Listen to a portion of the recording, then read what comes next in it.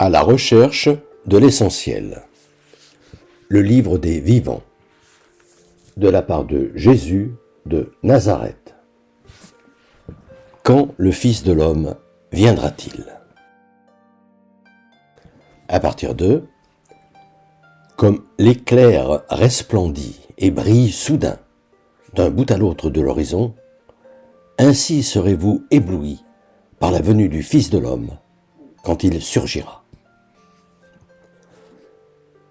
Serait-ce pur hasard si j'en suis venu à penser que les textes sur lesquels s'est posé mon regard ces derniers jours, quand j'ai ouvert mon évangile à la manière de saint François, au-delà de ce qui peut apparaître comme des similitudes, veulent avant tout transmettre, mais en un langage oublié, l'un des aspects fondamentaux du message que Jésus est venu délivrer.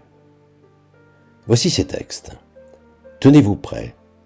Le Fils de l'homme vient quand on ne l'attend pas. Heureux le serviteur que son maître, à son arrivée, trouve en train de donner leur nourriture à ceux dont il lui a confié la charge. Il l'établira sur tous ses biens. Le royaume des cieux est semblable à 10 vierges qui, ayant pris leur lampe, allèrent à la rencontre de l'époux. 5 étaient folles, les autres étaient sages. Quand l'époux s'annonça, les premières qui n'avaient pas mis d'huile dans leur lampe partirent en chercher. Quand elles revinrent, l'époux était entré, il ne leur ouvrit point. La bonne nouvelle sera prêchée dans le monde entier, à toutes les nations. Alors viendra la fin. Quand vous verrez l'abomination de la désolation établie dans le lieu saint, ce lieu saint dont il faut bien comprendre qu'il est notre conscience, avant d'être le temple de Jérusalem ou tout autre édifice de pierre. Alors révoltez-vous et dites non, car la détresse sera si grande qu'il n'y en a point eu de pareil depuis le commencement du monde et qu'il n'y en aura plus jamais. Voici, je vous l'ai annoncé. Au cours de ces jours de détresse, le soleil s'obscurcira, la lune ne donnera plus son éclat, les étoiles tomberont du ciel et les puissances des cieux seront ébranlées. Comprendre, les valeurs spirituelles ne nous éclaireront plus. Nos valeurs morales seront remises en question, voire même niées. Mais comme l'éclair part de l'Orient et se montre jusqu'en Occident, ainsi sera l'avènement du Fils de l'homme.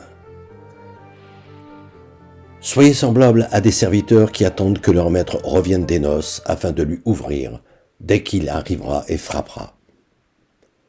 Jérusalem, moi, chacun de nous, ces dieux sacrés, si toi aussi, au moins en ce jour qui t'est donné, en ce jour que Dieu me donne la grâce de vivre, tu avais pris conscience que ce sont les valeurs spirituelles, ces belles pierres qui les symbolisent, dont Jésus parle en Matthieu 24, qui sont les vraies assises de la paix.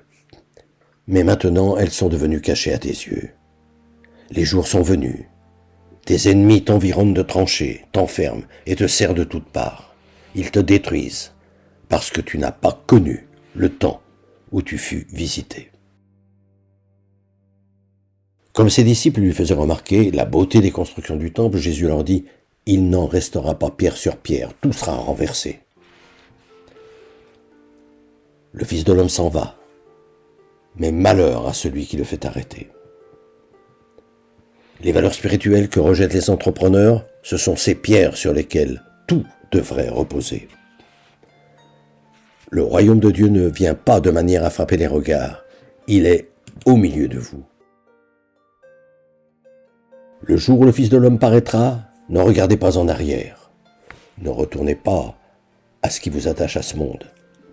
Souvenez-vous de la femme de Lot, qui, pour l'avoir fait, périt avec tous les autres habitants de Sodome. Pourquoi ne discernez-vous pas de vous-même ce qui est juste? Et de comprendre que ces textes, au-delà des commentaires savants et des prêches bien intentionnés, n'ont qu'un seul but, véhiculer une vérité essentielle, celle du Fils de l'homme que Dieu, notre Père, veut voir surgir en nous. Dieu notre Père, dont la volonté est de nous voir devenir tous des fils de l'homme, c'est-à-dire de vrais hommes, des êtres vraiment vivants, parce qu'ils ont choisi de faire passer les biens éternels devant les choses mortelles de ce monde.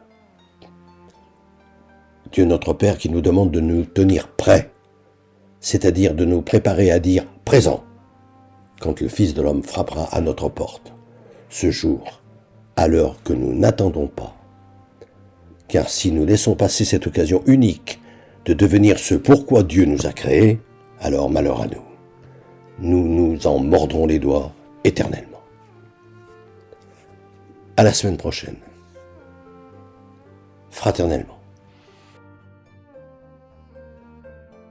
Depuis des années, environ une fois par mois, j'envoie une lettre d'information spirituelle à tout mon carnet d'adresses.